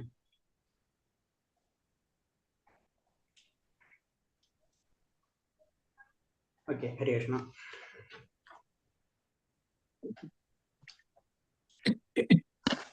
അപ്പൊ പറഞ്ഞു വന്നത്രേ ഉള്ളൂ. അപ്പൊ ഏറ്റവും ഇമ്പോർട്ടൻസ് എന്ന് പറഞ്ഞത് ലാസ്റ്റ് എത്തുമ്പോൾ എവിടെയാണ് നമ്മൾ പറഞ്ഞത്? ഭഗവാൻ ആകർഷിക്കാനുള്ളത് ഭക്തിയാണ്. അതല്ലെങ്കിൽ അപ്പോഴാണ് എല്ലാവരും രാധാറാണിയുടെ കാലടിപ്പാടുകൾ പിന്തുടരുന്നു എന്ന് പറഞ്ഞതിന്റെ കാര്യം. ഹരേ കൃഷ്ണ. ഇത്രയും പറഞ്ഞല്ലോ. എന്തെങ്കിലും സംശയങ്ങളുണ്ടോ ഒന്നാമത്തെ അധ്യായത്തില്? പോയിന്റ് ഒന്നുകൂടെ പറയണേ. പോയിന്റ് മാത്രം. കൃഷ്ണനെ ആകർഷിക്കാനുള്ള മാർഗം അല്ല, 6 പോയിന്റ്. ക്ലേശാഗ്നി, ശുഭദ, മോക്ഷ, ലഘു, ദാത്കൃത്, സുദുർലഭ, സാന്ദ്രാനന്ദ, വിശേഷാത്മക, ശ്രീകൃഷ്ണ ആകർഷണി അല്ലേ? ക്ലേശാഗ്നി, 2 ശുഭദ അല്ലേ? 3 ക്ലേശാഗ്നി, ശുഭദ, സാന്ദ്രാനന്ദ, വിശേഷാത്മ, സുദുർലഭ, മോക്ഷ, ലഘുദാകൃത്, കൃഷ്ണ ആകർഷണി. ക്ലേശാഗ്നി എന്ന് പറയുന്നത് നമ്മുടെ ഭൗതികമായിട്ടുള്ള ദുഃഖങ്ങൾ അവസാനിപ്പിക്കും. അതായത് പാപത്തിൽ നിന്ന് മോചനം ലഭിക്കും. നമ്മൾ ചെയ്തു കൂട്ടിയ പാപങ്ങളിൽ നിന്നൊക്കെ മോചനം ലഭിക്കും. പിന്നെ മംഗളകരമായിട്ടുള്ള ഒരവസ്ഥ, നമ്മുടെ ഹൃദയം പരിശുദ്ധീകരിക്കപ്പെടും. അതാണ് ശുഭത. പിന്നെ നമ്മളെ നമ്മൾ പരിശുദ്ധീകരിച്ചു കഴിഞ്ഞു കഴിഞ്ഞാൽ അടുത്ത ഇതിലേക്ക് അതീന്ദ്രിയ ആനന്ദം, ഭഗവാനായിട്ട് ബന്ധപ്പെടുമ്പോ ആനന്ദം നമ്മൾ അനുഭവപ്പെടും. അതാണ് സാന്ദ്രാനന്ദ വിശേഷാത്മ. പിന്നെന്താണ്? ഇത് പെട്ടെന്ന് നമുക്ക് ലഭിക്കില്ല. ഇന്നെ പിടിച്ചെന്ന് പറഞ്ഞ് കിട്ടില്ല. ഇതിന് കുറെ പരീക്ഷകളുണ്ട്. ഇത് കഴിഞ്ഞ് അത് കിട്ടുമ്പോ, അതാണ് അത്രയും പരിശുദ്ധമായ ഭക്തിയുത സേവനം കിട്ടുമ്പോൾ അതിനെ പറഞ്ഞാണ് സുദുർലഭ. കാരണം അത് കിട്ടിക്കഴിഞ്ഞാൽ, അത്രയും ഭക്തി ചെയ്യാനുള്ള കഴിവ് നമുക്ക് കിട്ടിക്കഴിഞ്ഞാൽ ഭഗവാനെ വിലക്ക് വാങ്ങിക്കുന്നത് പോലെയായിരിക്കും. അതാണ് സുദുർലഭ. ആ അവസ്ഥയിൽ എത്തിക്കഴിഞ്ഞു കഴിഞ്ഞാൽ പിന്നെ നമുക്ക് മോശം പോലും നമ്മൾ ആഗ്രഹിക്കില്ല, മോശത്തെ പോറ്റും ചിന്തിക്കില്ല. മോശം ആഗ്രഹം എന്ന് പറയുമ്പോൾ തന്നെ അത് ഭൗതികതയായി. അപ്പൊ ഭൗതികമായിട്ടുള്ള ചിന്തകൾ വരില്ല. അതാണ് മോക്ഷ ലഘുദാകൃത എന്ന് പറയുന്നത്. അത് കഴിഞ്ഞിട്ട് ഏറ്റവും പരിശുദ്ധമായിട്ട് ആ ആനന്ദത്തിന്റെ ഏറ്റവും പരമമായിട്ടുള്ള മൂർത്തിഭാവം, അതായതാണ് രാധാറാണി. അതാണ് ശ്രീകൃഷ്ണ ആകർഷി. ഭഗവാൻ ആകർഷിക്കുന്നത് അതാണ്. രാധാറാണിയാണ് ഭഗവാൻ ആകർഷിക്കുന്നത്. അതായത് ഭക്തിയാണ് ഭഗവാൻ ആകർഷിക്കുന്നത്.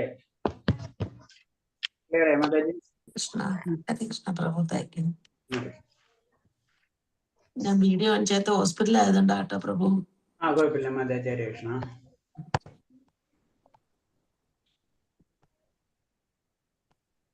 നമ്മളെ സ്ലൈഡ് എടുക്കട്ടെ ഒരു സെക്കൻഡ്. ഇത് ഇന്നലെ ഏറ്റവും ഇമ്പോർട്ടൻ്റ് ആയിട്ടുള്ള ഒരു അധ്യായമാണ് ഞാൻ ഒന്നും കൂടെ അത് പറഞ്ഞത്. സിദ്ധി പിന്നെ മുക്തി, ഇത് രണ്ടും മനസ്സിലാക്കണം. പിന്നെ 6 തരം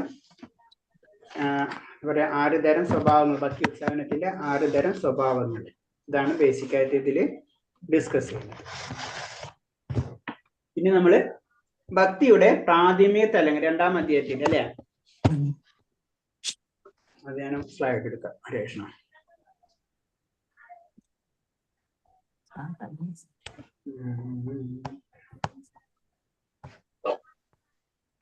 നോക്കാം.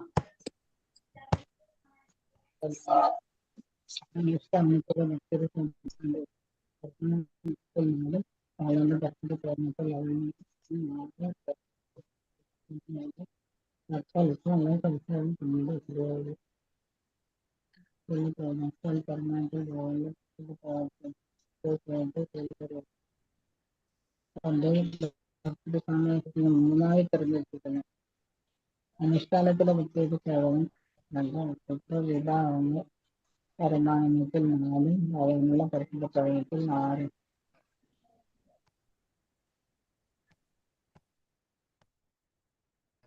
പിന്നെ നമ്മള് ഭക്തിയുടെ പ്രാഥമിക തലങ്ങൾ രണ്ടാമത്തത്.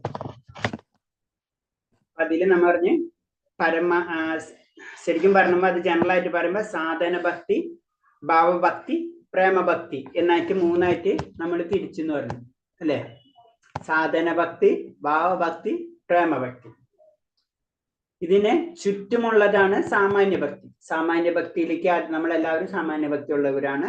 പിന്നെ നമുക്ക് സാധന ഭക്തിയിലേക്ക് നമ്മൾ കടക്കും, പിന്നെ ഭാവഭക്തിയിലേക്ക് കടക്കും, പിന്നെ പ്രേമഭക്തിയിലേക്ക് കടക്കും.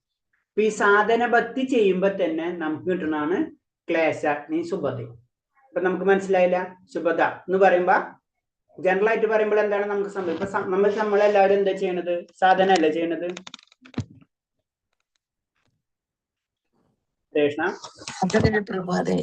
അതെ. ഉഷമാതാജി ഇന്നലെ ചോദിച്ചില്ലേ നമുക്ക് ഇത്ര പെട്ടെന്ന് എന്താ പറയുന്നത് കിട്ടുമെന്ന്? നമ്മൾ സാധന ചെയ്യുന്നുണ്ട് അല്ലെ. സാധന ചെയ്യുമ്പോ അറ്റ്ലീസ്റ്റ് 2 ഗുണം നമുക്ക് കിട്ടാൻ സാധ്യതയുണ്ട്. ഏത്? പ്രേമം കിട്ടിയില്ലെങ്കിലും നമുക്ക് എന്ത് കിട്ടും? ക്ലേശാഗ്നി സുബുധ. നമുക്ക് നേരിട്ട് ഭഗവാന്റെ ലോകത്തേക്ക് പോകണം പറ്റുന്നില്ല. അത് കൺഫേം ആണ്. നമ്മൾ ഈ സാധന ഭക്തിയിലാണ് നിൽക്കുന്നത്. സാധന ഭക്തി എന്ന പരിപൂർണ്ണല്ല നമ്മുടെ അല്ലെ. അപ്പൊ സാധന ഭക്തിയിലേക്ക് കടന്നെങ്കിലും സമാധാനപ്പെടാം. അപ്പൊ 2 ഗുണം നമുക്ക് കിട്ടാനുള്ള സാധ്യതയുണ്ട്. ഏതൊക്കെയാണ്? ഈ ക്ലേശാഗ്നി ശുഭതയും. അതായത് കുറെ പാപകർമ്മങ്ങള് നമ്മള് നശിച്ചു പോയിട്ടുണ്ടാവും, അല്ലെ നശിച്ചുകൊണ്ടിരിക്കുന്നുണ്ടാവും നമ്മൾ ചെയ്തിട്ടുള്ള. 2 നമ്മുടെ ഹൃദയം പരിശുദ്ധീകരിക്കുന്നുണ്ടാവും. ഈ 2 കാര്യം നമുക്കുണ്ടാവും. നമ്മൾക്ക് ദുഃഖങ്ങൾ കുറയെന്ന് പറയാൻ പറ്റില്ല. കുറേ പാപകർമ്മങ്ങള് ചെയ്തിട്ടുണ്ടാവും. പുണ്യം പാപമൊക്കെ ചെയ്തിട്ടുള്ളതാണ് നമ്മുടെ ജീവിതം. അതിൽ കുറെയൊക്കെ പോയിട്ടുണ്ടാവും. അപ്പൊ ഏത് പോയി നമുക്ക് പിടുത്തില്ല. ക്ലേശാഗ്നി.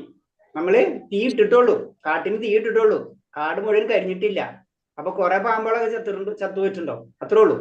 അതില് ഇനിയും വലിയ വലിയ പാമ്പുകളുണ്ടോ എന്ന് നമുക്കറിയില്ല. കുറെ പാമ്പുകൾ ചത്തു തുടങ്ങിയിട്ടുണ്ട്. അതാണ് ക്ലേശാഗ്നി. പിന്നെ ശുഭത. അപ്പൊ എന്താണ്? കാട്ടിന് തീ പിടിക്കുമ്പോൾ എന്താണ്? ഒരു സൈഡിൽ നിന്ന് അങ്ങോട്ട് ക്ലീൻ ആയി തുടങ്ങണം അല്ലെ. ശുഭത ക്ലീൻ ആയിക്കൊണ്ടിരിക്കണം. ഹൃദയം പരിശുദ്ധീകരിച്ചുകൊണ്ടിരിക്കുകയാണ്. മുഴുവനും കാട്ടു തീ മുഴുവനായി കാട് മുഴുവൻ കത്തിപ്പോയാലോ അടുത്ത സെക്ഷനിലേക്ക് കടക്കാൻ പറ്റും. അപ്പോഴോ നമ്മള് ഈ നോർത്ത് ഈസ്റ്റിൽ ഇങ്ങനെ കാട് മുഴുവനും കത്തിക്കുക വരും, മല മുഴുവനും കത്തിക്കും. എന്നിട്ട് അവിടെ കൃഷി ചെയ്യും. അപ്പൊ അവിടേക്ക് ആയിട്ടില്ല, നമ്മൾ കൃഷിയുടെ അവസ്ഥയിലേക്ക് എത്തിയിട്ടില്ല. നമ്മള് ഇപ്പോഴും കാട്ടിൽ തീയിട്ടുകൊണ്ടിരിക്കുകയാണ്. കുറച്ച് കാട് തീയിടും, പിന്നെ കുറച്ച് അവിടെ ഇടും, വീണ്ടും അവിടെ എന്താ സംഭവിക്കുക? കുറച്ചാൾ ഇട്ടിട്ട് വീണ്ടും വരുമ്പോ മഴ പെയ്യും, വീണ്ടും ചെടികൾ വളരും. ഇതാണ് ഇപ്പൊ സംഭവിക്കുന്നത്. അത് നമ്മൾ സാധാരണ നിർത്തരുന്ന് പറയുന്നത്. അങ്ങനെ പതുക്കെ പതുക്കെ കത്തിച്ചുകൊണ്ടിരിക്കുക. ക്ലേശാഗ്നി ശുഭത. പിന്നെ അടുത്ത ഭാവഭക്തിയിൽ എത്തുമ്പോഴാണ് നമുക്ക് എന്ത് കിട്ടുക?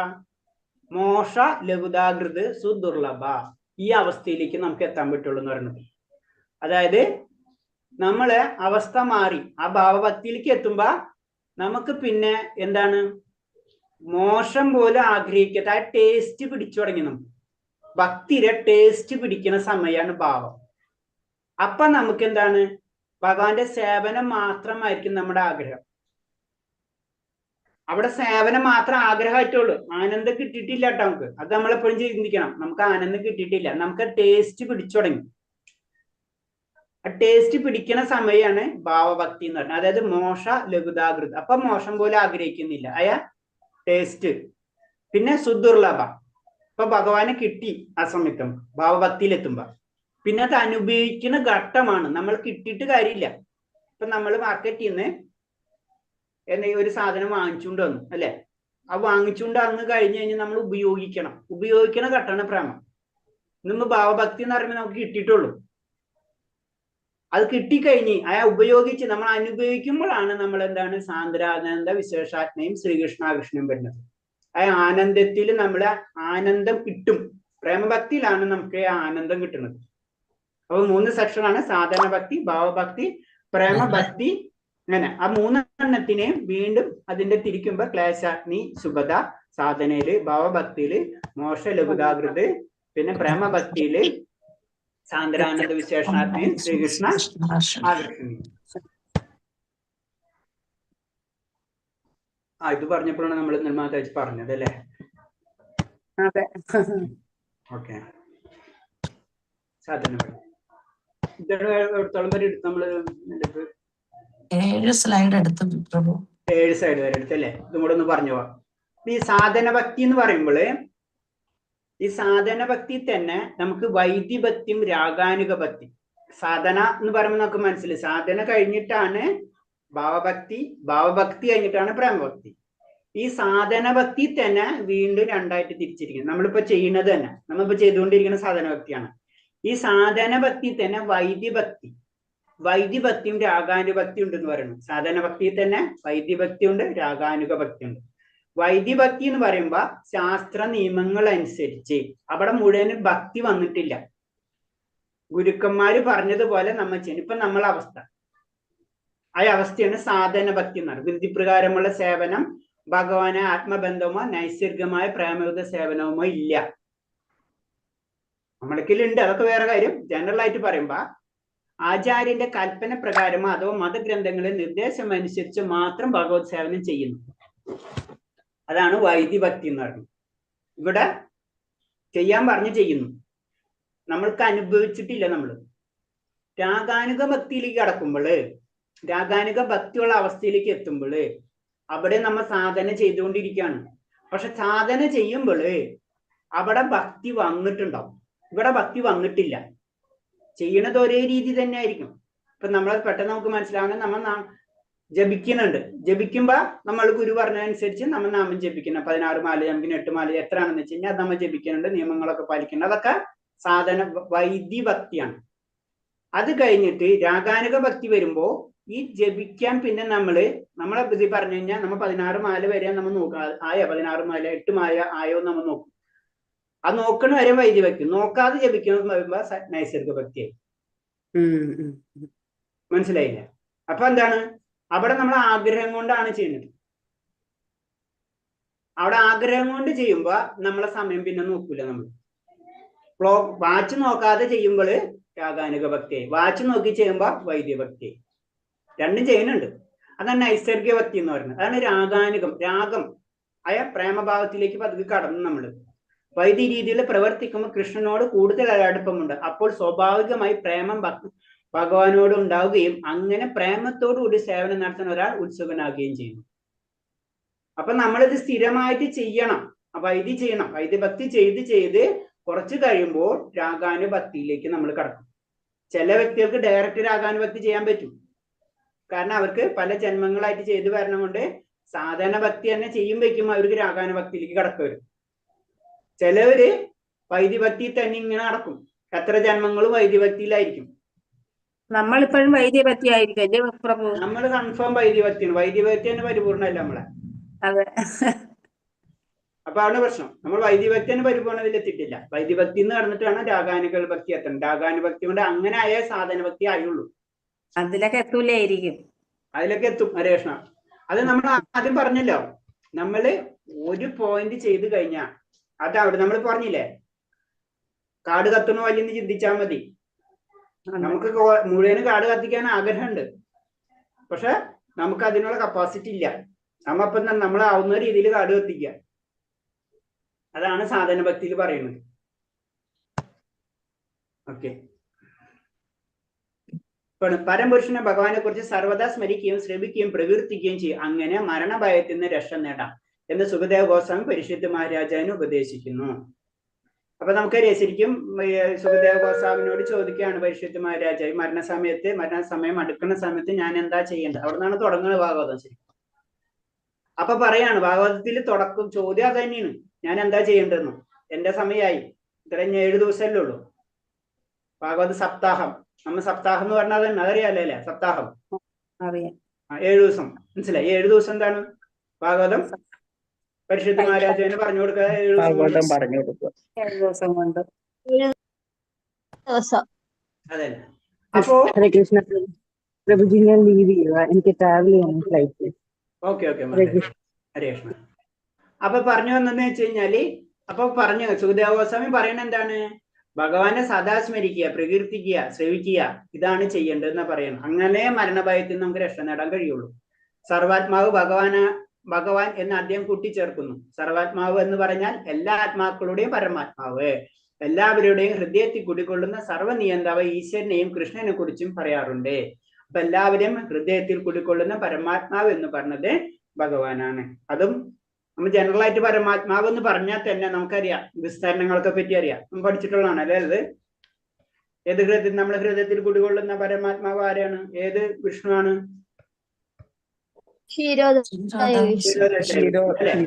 പറയുമ്പോള് പരമാത്മാവ് എന്ന് പറഞ്ഞാൽ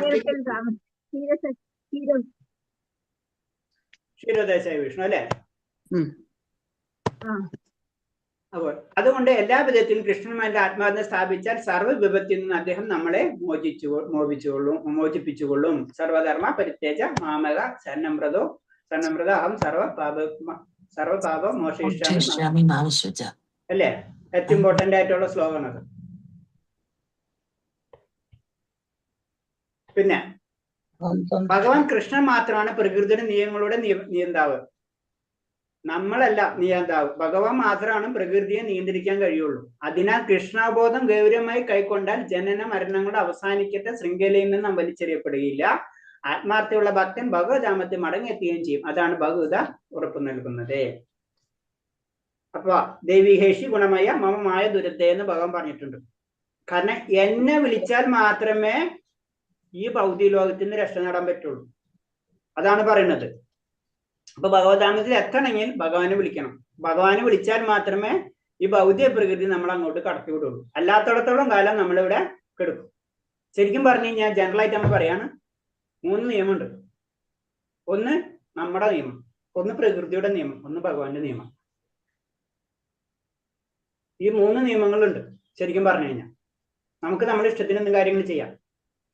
പ്രകൃതിക്ക് അനുസരിച്ച് ചെയ്യാം, ഭഗവാൻ അനുസരിച്ച് ചെയ്യാം, അല്ലെങ്കിൽ ഇത് 3ഉം മിക്സഡും കൂടിയാണ്. ഹരേ കൃഷ്ണ.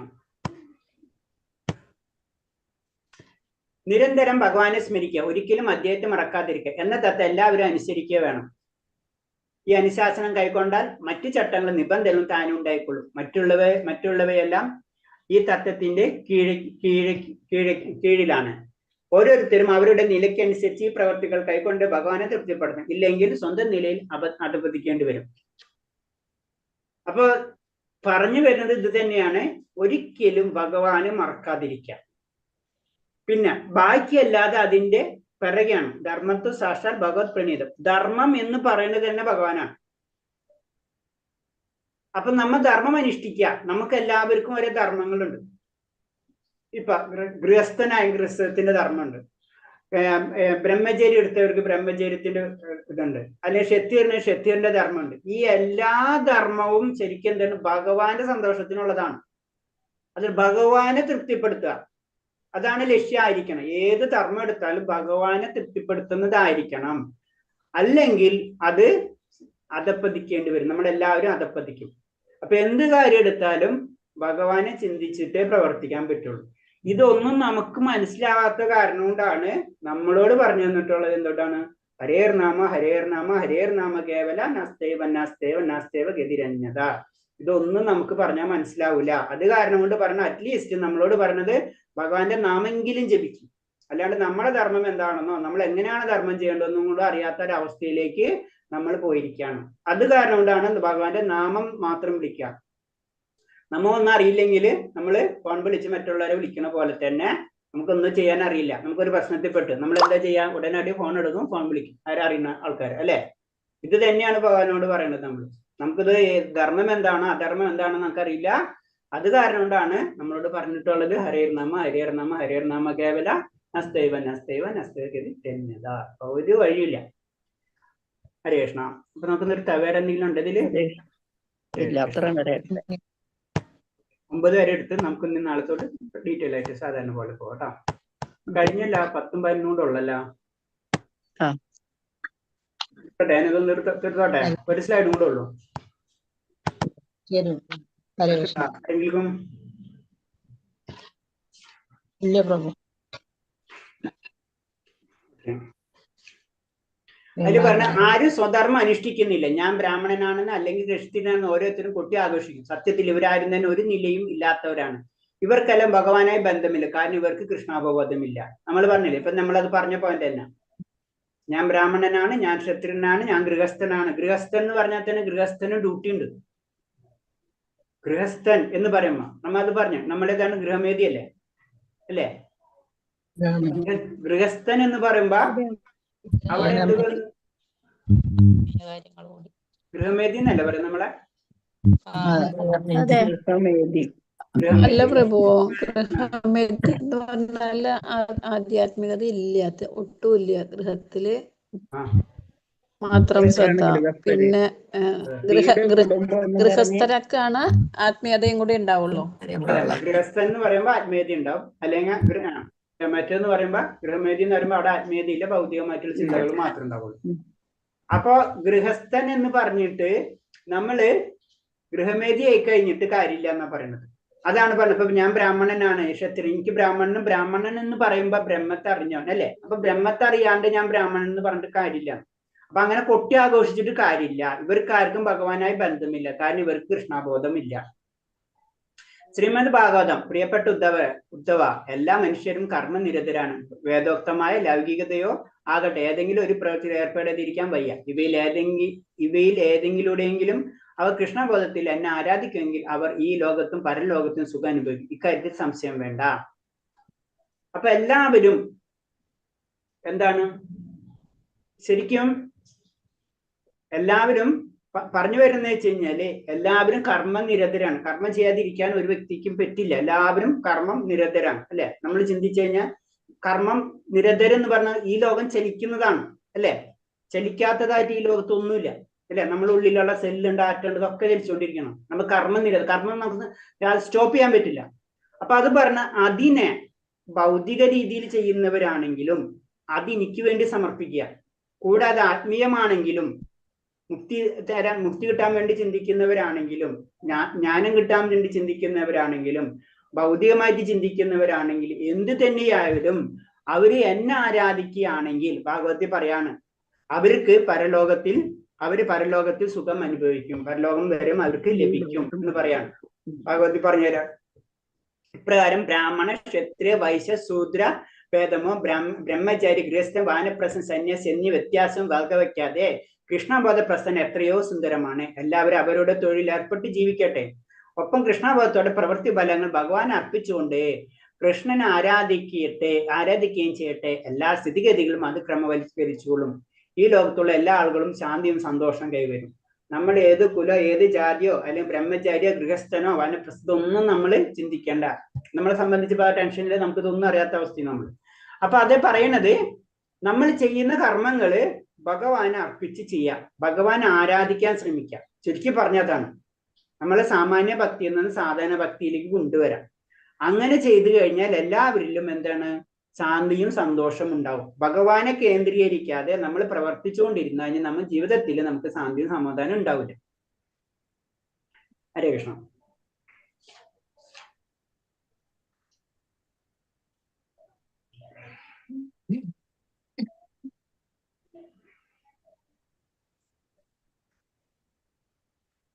വേറെ എന്തെങ്കിലും സംശയം ഉണ്ടോ അതില്? ഇതൊക്കെ അറിയാലേ? ബ്രഹ്മചര്യം എന്ന് പറയുമ്പോ നമുക്കറിയാലോ അല്ലെ? ബ്രഹ്മചര്യം എന്നാണ് വിദ്യാർത്ഥി ജീവിതം. ഗൃഹസ്ഥം ബ്രഹ്മചര്യം എന്ന് പറഞ്ഞാൽ അത് നമുക്ക് 25 വയസ്സ് വരെ ബ്രഹ്മചര്യം, 50 വയസ്സ് വരെ ഗൃഹസ്ഥം, 75 പിന്നെ വാനപ്രസ്ഥം, 75 കഴിഞ്ഞാൽ സന്യാസം. അങ്ങനെ ജനറൽ ആയിട്ട് പറയാം.